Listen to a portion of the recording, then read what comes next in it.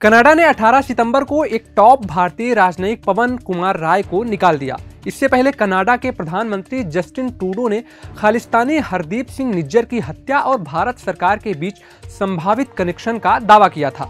Canada के बाद भारत ने भी 19 सितंबर को कनाडा के राजनयिक को बाहर का रास्ता दिखा दिया। इससे पहले भारत के विदेश मंत्रालय ने कनाडा की तरफ से लगाए गए आरोपों को बेतुका बताया था। ऐसे में आइए जानते हैं कि इतिहास के पन्नों में भारत और कनाडा के बीच कैसे संबंध रहे हैं। हाल के दिनों में किस तरह से दोनों देशों के बीच उठापटक सामने आई, कनाडा ने भारत में क्या निवेश किया है, भारत और कनाडा के बीच हुए समझौतों का क्या हुआ और इस नए विवाद से दोनों देशों के व्यापार संबंधों पर कितना असर होगा। भारत और कनाडा दोनों राष्ट्रमंडल के सदस्य रहे हैं। कनाडा को 1867 में आजादी मिली, वहीं भारत 1947 में एक आजाद मुल्क बना।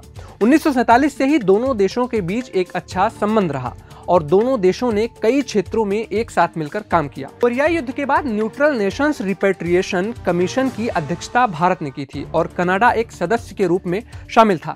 भारत ने विश्व मामलों में तुलनात्मक रूप से प्रमुख भूमिका निभाई, जबकि कनाडा की भूमिका भारत के समर्थक की थी। कनाडा और भारत के बीच कई मामलों पर मतभेद भी थे। कनाडा नेटो का संस्थापक सदस्य रहा है, जो शीत युद्ध की समाप्ति और सोवियत संघ के विघटन के बाद भी एक सैन्य गठबंधन के रूप में जिंदा है। अब आइए आपको बताते हैं कि कनाडा किन किन मसलों पर भारत के विरोध में खड़ा रहा। 18 मई 1974 को भारत ने अपना पहला परमाणु परीक्षण किया था। न्यूयॉर्क टाइम्स की रिपोर्ट के मुताबिक इस परीक्षण को कनाडाई सरकार के तत्कालीन प्रधानमंत्री पियरे इलियट ट्रूडो ने दोनों देशों के बीच 1971 में हुई सहमति का उल्लंघन बताया था। इसके बाद मई 1998 में भारत ने अपना दूसरा परमाणु परीक्षण किया। इस दौरान कनाडा भारतीय परमाणु परीक्षण की निंदा करने में अन्य पश्चिमी देशों में शामिल हो गया था।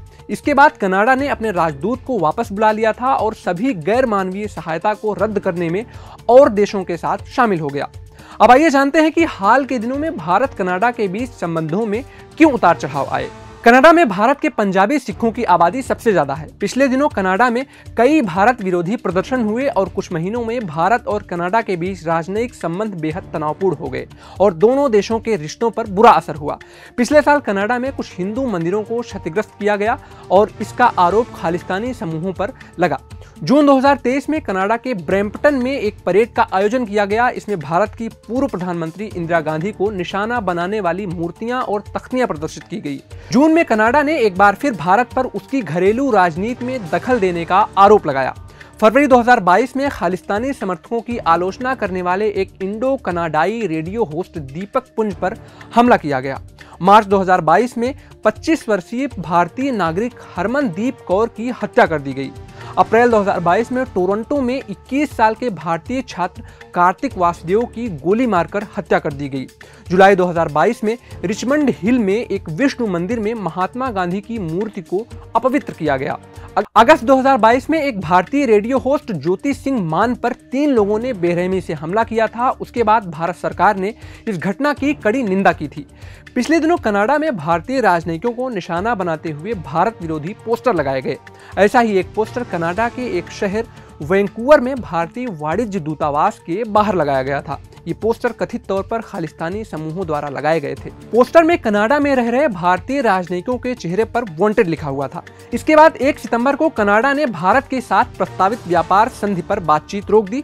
दोनों देश पिछले कुछ सालों से इस व्यापार समझौते पर काम कर रहे थे। रिपोर्ट के मुताबिक भारत सरकार सिखों के लिए स्वतंत्र राज्य की मांग कर रहे खालिस्तानी समूहों द्वारा आयोजित जनमत संग्रह का लगातार विरोध कर रही है। भारत सरकार ने दावा किया कि कनाडा सरकार ने खालिस्तानियों को खुली छूट दे दी है जो भारत विरोधी गतिविधियों में शामिल हैं।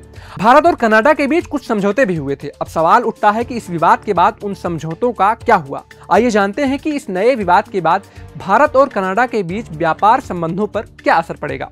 भारत और कनाडा के बीच द्विपक्षीय संबंधों में उठापटक नजर आने के बाद दोनों देशों के बीच व्यापार संबंधों को लेकर चिंताएं बढ़ गई हैं। पिछले दिनों नई दिल्ली में G20 शिखर सम्मेलन के बाद कनाडा ने भारत के लिए एक व्यापार मिशन स्थगित कर दिया, जिस पर अक्टूबर में सहमति बनने वाली थी। भारत और कनाडा दोनों देशों ने इस साल की शुरुआत में कहा था कि वे 2023 के आखिरी तक एक व्यापार समझौते की रूपरेखा पर सहमत हो सकते हैं, लेकिन अब समझौते पर बातचीत रुक गई है। दोनों देशों ने कहा कि उनका टारगेट इस साल एक प्रारंभिक व्यापार समझौते पर मुहर लगाना है। इस बीच केंद्रीय वाणिज्य मंत्री पीयूष गोयल ने एक बयान में कहा कि खालिस्तान समर्थक गतिविधियों में बढ़ोतरी और जस्टिन ट्रूडो के नेतृत्व वाली सरकार की खालिस्तानी कार्यकर्ताओं के प्रति सहानुभूति की वजह से भारत और कनाडा के बीच व्यापार वार्ता पर रोक लगा दी गई है। रिपोर्ट के मुताबिक दोनों देशों के बीच द्विपक्षीय वाणिज्यिक संबंध 100 अरब डॉलर के हैं, जिसमें 70 अरब डॉलर का कनाडाई पोर्टफोलियो निवेश शामिल है। भारत कनाडा का 10वां सबसे बड़ा व्यापारिक भागीदार है और एक व्यापार सौदे की योजना एक दशक से ज्यादा वक्त से ठंडे बस्ते में है। साल 2022 में दोनों देशों के बीच द्विपक्षीय व्यापार कनाडाई व्यापार के कुल 1.52 ट्रिलियन कनाडियन डॉलर में से 13.7 बिलियन डॉलर था। भारत और कनाडा के बीच द्विपक्षीय व्यापार में हाल के वर्षों में अहम बढ़ोतरी देखी गई, जो 2022-23 में 8.16 बिलियन डॉलर तक पहुंच गया है।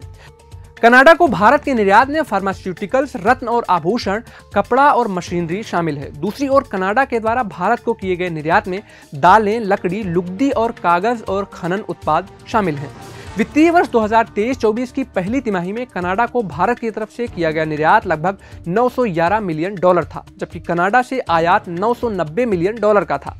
वर्ल्ड बैंक के आंकड़ों के मुताबिक भारत को वित्त वर्ष 2022 में कनाडा में रहने वाले भारतीय नागरिकों द्वारा लगभग 859.83 मिलियन डॉलर प्राप्त हुआ। रिपोर्ट के मुताबिक भारत और कनाडा के बीच व्यापक आर्थिक साझेदारी समझौते में द्विपक्षीय व्यापार को 6.5 बिलियन डॉलर तक बढ़ाने की क्षमता है, जिससे 2035 तक कनाडा के जीडीपी में 3.8 बिलियन डॉलर से 5.9 बिलियन डॉलर की अनुमानित बढ़ोतरी होगी।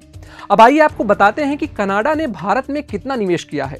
कनाडा के बारे में इन्वेस्ट इंडिया पेज से पता चलता है कि अप्रैल 2000 से मार्च 2023 तक लगभग 3,306 मिलियन डॉलर के कुल निवेश के साथ कनाडा भारत में 17वां सबसे बड़ा विदेशी निवेशक है। भारत में कनाडा का निवेश कुल एफडीआई का लगभग 0.5% है। दूसरी ओर भारत 2022 में कनाडा का 9वां सबसे बड़ा व्यापारिक भागीदार था। कनाडा से भारत में कुल एफडीआई निवेश में सेवाओं और बुनियादी ढांचे का योगदान 40.63% था। भारत में 600 से ज्यादा कनाडा की कंपनियां हैं और 1000 से ज्यादा कंपनियां सक्रिय रूप से भारतीय बाजार में कारोबार कर रही हैं।